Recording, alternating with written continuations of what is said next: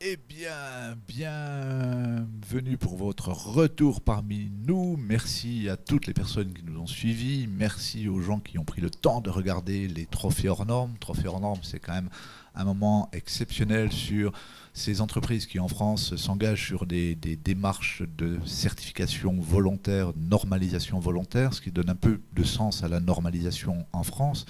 On a tendance toujours à considérer qu'une norme ISO c'est une contrainte à laquelle on doit se plier pour se faire certifier. Nous avons eu la démonstration à travers ces diverses interventions que une norme, c'est d'abord un support d'aide à une entreprise qui lui permet à un moment donné de se placer sur un marché, de définir des valeurs relatives à son produit. C'est-à-dire en gros, c'est un ensemble d'acteurs qui se mettent d'accord sur ce qu'il est bon de faire ensemble. Voilà, donc ça c'était le principe des normes et vous avez pu constater, et ça fait une excellente transition, que le petit club territoire durable a commencé à faire parler de lui au niveau national, au niveau européen et tout bientôt au niveau international. Donc pour parler de ce club territoire durable, donc là je suis accompagné de Camille qui va me donner la réplique avec beaucoup de professionnalisme et moi beaucoup de plaisir. Vous parlez de ce club, c'est en gros vous parlez d'un pari complètement fou. Je reprends un petit peu du point de vue anecdotique l'histoire. Il n'y a pas très très longtemps, moins d'un an, on découvrait une vieille norme, une norme qui date de 2016, donc c'est déjà bien ancien. La norme ISO 37101, on se dit waouh, qu'est-ce que c'est que ce numéro, encore un de plus, et qui est relative en gros au développement durable des communautés territoriales. Alors ça, c'est pas vraiment très sexy sur le fond, et quand on ouvre cette norme-là, et qu'on se trouve dans un territoire en transition, ce qui aujourd'hui, on le disait en introduction, quand on voit aujourd'hui les débats au niveau mondial, que nous sommes en plein débat, peut-on appeler ça des débats, mais enfin en plein débat au niveau de la COP26, que les territoires se préoccupent de résilience, de transition écologique, d'intelligence territoriale. La question ne se pose même pas, c'est naturel. Et là, on découvre, nous, en 2021, une norme datant de 2016 qui traite de ce sujet, c'est-à-dire comment avoir non pas une vision systémique d'un territoire, mais une vision holistique. Et là, on se dit, déjà l'ISO c'est compliqué, mais alors là, franchement, on nous emmène dans des territoires qui sont quasiment incompréhensibles. Et on décide, parce qu'on n'est pas mauvais, on est relativement pas du tout sachant sur ce dispositif-là, on décide d'interroger un peu nos collègues des régions avoisinantes. Et on discute avec les gens de l'Eurométropole de Strasbourg, de la ville de Strasbourg, on discute avec les gens de la ville de Metz, de la ville de Nancy, on discute avec les gens de Dijon, avec la communauté urbaine du Grand Besançon, on discute avec la communauté de communes du bassin de Pompée. Et puis on se rend compte que finalement on n'a pas d'approche systémique de la gestion de ces territoires, bien que toutes les communes que je viens de citer ont toutes des velléités à un moment donné à passer le cap de la transition écologique. Et on décide, ce qui n'est pas l'habitude dans notre fonctionnement associatif, on décide d'allier nos forces et de mettre ensemble notre jus de cerveau en se disant comment on pourrait exploiter ce référentiel sur un territoire aussi grand, et on crée le club territoire durable. Club territoire durable, c'est... on pourrait mettre, j'aimerais bien qu'on ait si on pouvait transformer l'espace pour me mettre un gros logo territoire durable, ça serait incroyablement magnifique, la magie de la technique.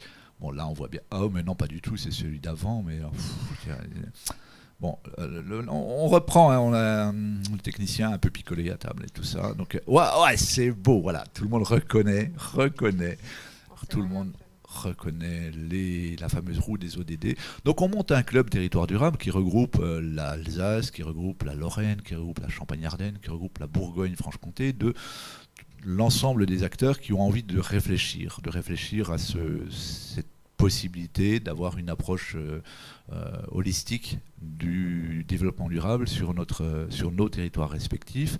Et la réflexion commence et on s'approche tout naturellement d'AFNOR. AFNOR qui nous dit, mais là, Mais c'est génial qu'un territoire s'intéresse à cette norme, pas parce que AFNOR a quand même la responsabilité de porter les normes au niveau de l'ensemble de notre territoire. Et puis on se rapproche à nouveau du ministère de la Transition écologique. Et là, on rencontre littéralement des militants qui nous disent mais wow, quasiment votre territoire, c'était une zone blanche en matière de certification, de normalisation ISO 37101.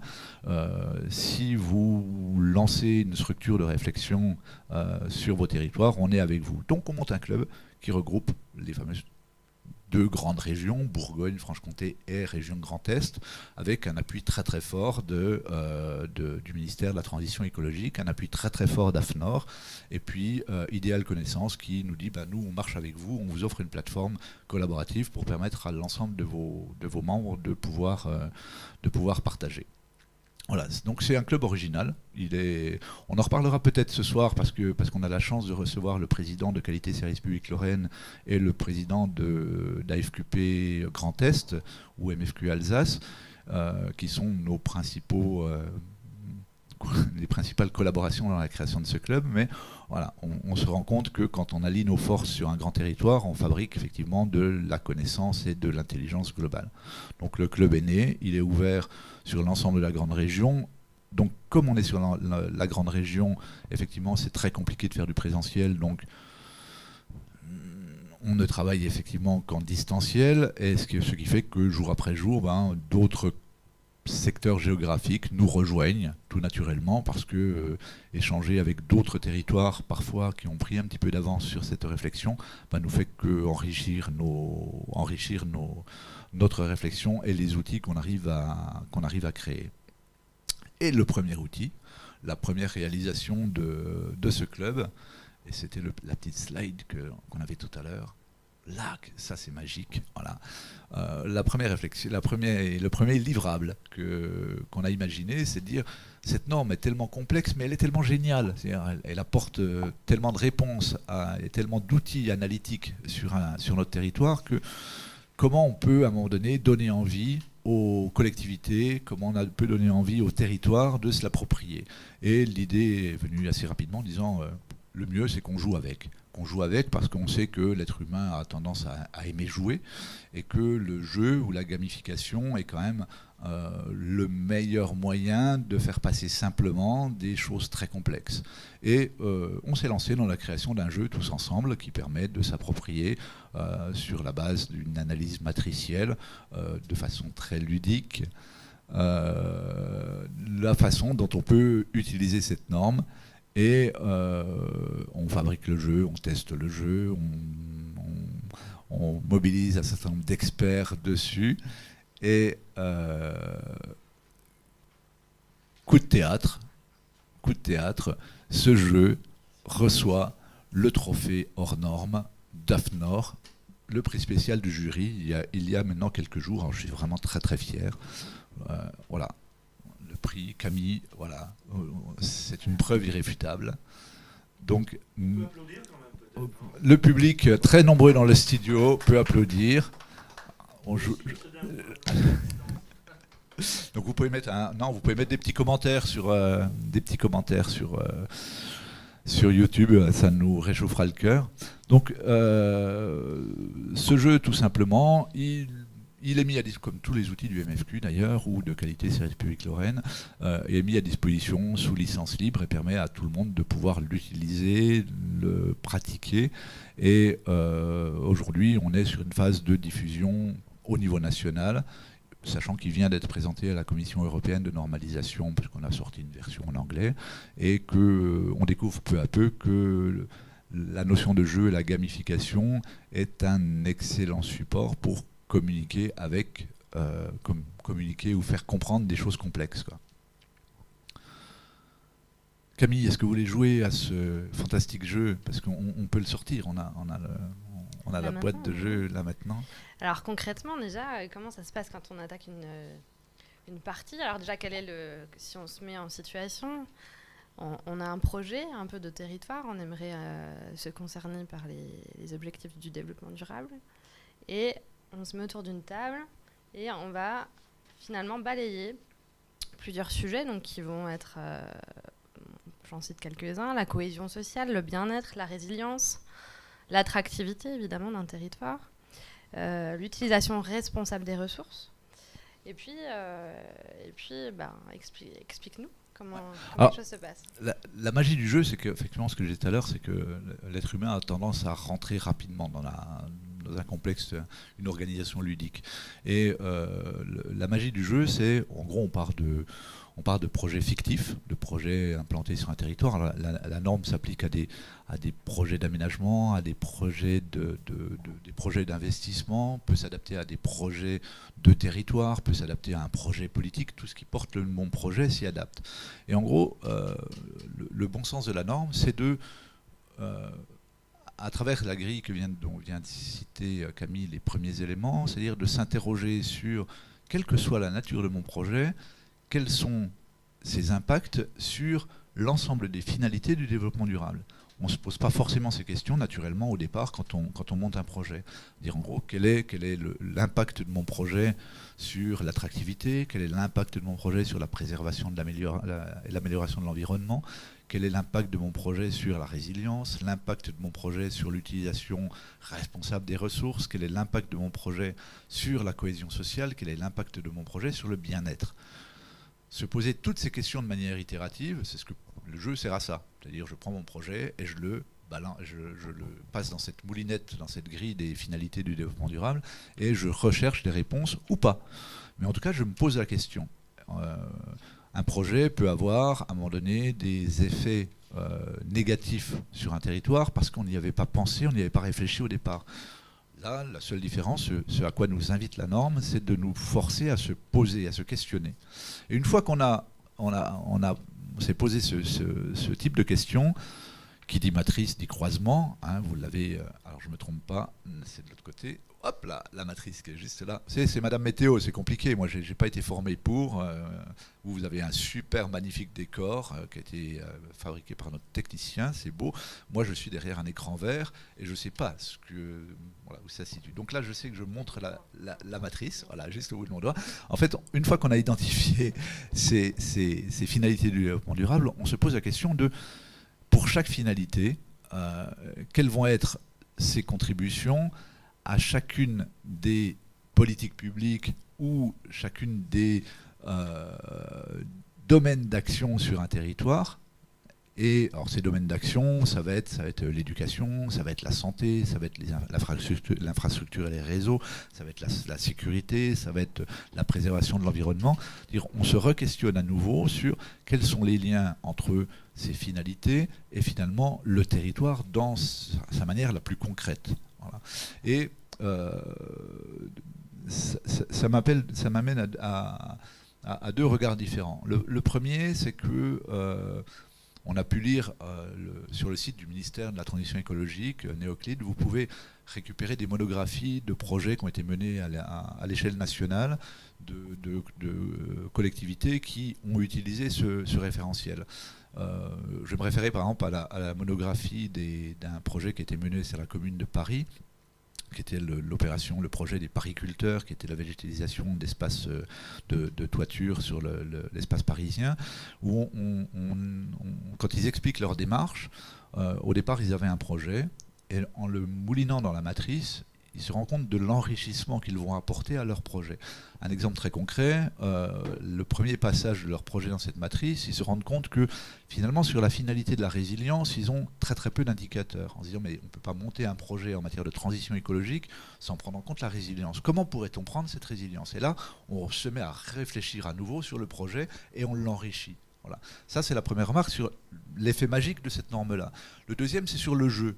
Le jeu, chaque fois qu'on a utilisé cette approche ludique avec des collectivités, avec des techniciens, avec des élus, la réflexion était pratiquement toujours la même à la fin du jeu. On débriefe sur ce qui s'est passé. Alors c'est vrai qu'on a passé un bon moment parce que c'est ludique, on a joué, on a construit, on a bâti des projets, même s'ils étaient fictifs, et la réaction systématiquement des participants, c'est de dire, mais ce qui serait bien, c'est qu'on utilise ce jeu-là pour les vrais projets qu'on a dans notre organisation. Et là, du coup, systémique tel qu'il vous est présenté derrière moi n'a plus aucun intérêt. Le seul intérêt, c'est ce qu'on disait dans les trophées hors normes. Le seul intérêt, c'est de réutiliser la norme et l'appliquer telle qu'elle a été définie au niveau international. Camille, on fait une partie? Allez, go.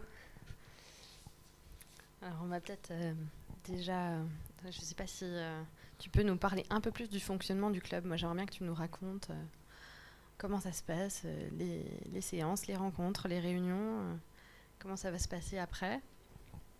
Alors, oui, le club aujourd'hui n'a pas d'autre mode de fonctionnement possible que le distanciel, parce que effectivement les participants, je vous le disais tout à l'heure, sont principalement les espaces géographiques que j'ai cités, mais aujourd'hui s'enrichissent de participants aux quatre coins de la France qui, à un moment donné, veulent partager leur expérience, ou alors qu'ils s'interrogent sur la façon dont ils pourraient intégrer ce référentiel dans leur pratique.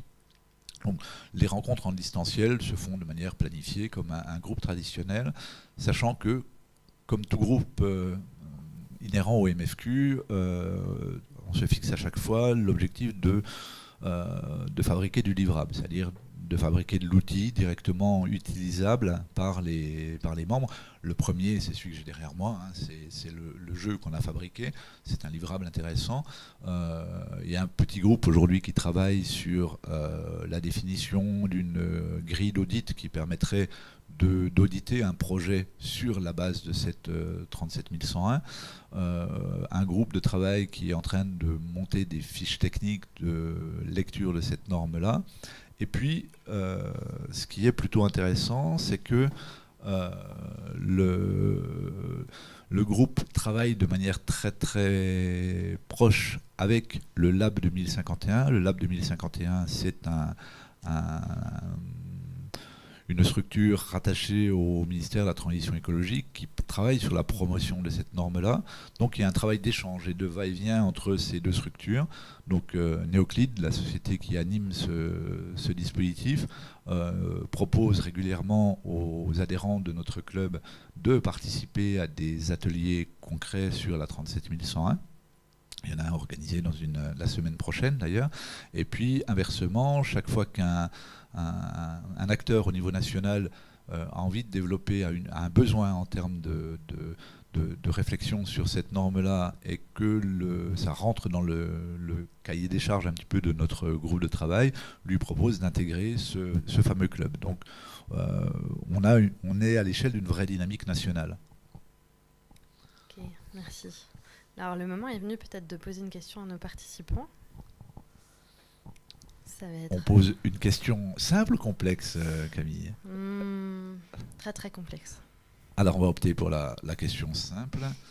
Il faudrait simplement que... C'est après déjeuner. Donc. Ouais, après déjeuner, c'est toujours un petit peu compliqué.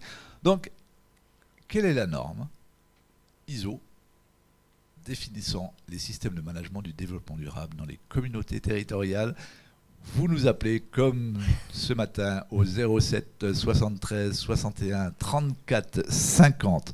Et le lot là vaut vraiment le coup de faire vibrer vos neurones.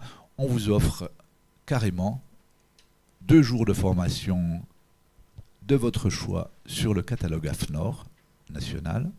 Et parce qu'on ne va pas s'arrêter là, on vous offre également un goodies fantastique qui est un masque logoté AFNOR avec lequel vous pourrez mettre pour aller à la formation, aux 2 jours de formation que vous aurez choisi. La formation et le matériel, je dirais. La formation et le matériel. On peut éventuellement vous trouver rapidement un stylo. Allez, 07 73 61 34 50. La réponse a été apportée. Je laisse Camille appeler cette personne extrêmement chanceuse. Et rapide, on peut le dire. Et rapide. Oui, surtout la rapidité. Alors, je pense que ce qui l'a attiré le plus, c'était... c'est le masque. C'est le masque. Le masque logoté AFNOR, fabriqué en France, certifié AFNOR Spec S76001, la norme 2020. C'est incroyable. Oui, bonjour. Qui êtes-vous? Bonjour, c'est Léa. Eh ben, bonjour Léa. Ah, ça me dit quelque chose ce prénom. Vous n'auriez pas déjà participé à la saison 1? Bon, bah, bienvenue en tout cas en direct pendant ce marathon. Alors, on a posé une question qui concerne cette ISO, cette norme. Quelle est-elle? ISO 37101. Bravo, Léa, bravo. Vous remportez les 2 jours de formation chez AFNOR et évidemment le magnifique masque qui va avec. Bravo, Léa. À très bientôt. On a les coordonnées depuis l'année dernière de Oui, Léa, oui. mais ça pose pas de souci. On n'est pas obligé de vous les redemander. À très bientôt, Léa. Merci de votre participation. Au revoir. Merci beaucoup. Eh bien, il n'y a pas eu de questions en rafale sur. Donc, ça veut dire que Camille et moi ont été d'une clarté. Et toi, surtout, je pense que tu n'as pas eu beaucoup absolument, besoin de moi en fait, sur limpide. ce coup-là. Oui, mais ça fait rien. Il faut savoir se donner la réplique quand il y en a un qui est coincé. C'est le principe du travail d'équipe. Et comme prévu, on se retrouve dans une dizaine de minutes, le temps que nous soufflions un petit peu, puis vous, le temps que vous alliez faire votre petite vaisselle. On se retrouve avec Christian Longet. Pour parler facilitation. Pour parler facilitation. Christian est un monument de notre association qui porte les facilitateurs depuis pratiquement la naissance du MFQ. C'est incroyable. Enfin, je vous laisse le découvrir tout à l'heure, dans quelques minutes. Oui, rendez-vous dans quelques minutes. Rendez-vous à 14h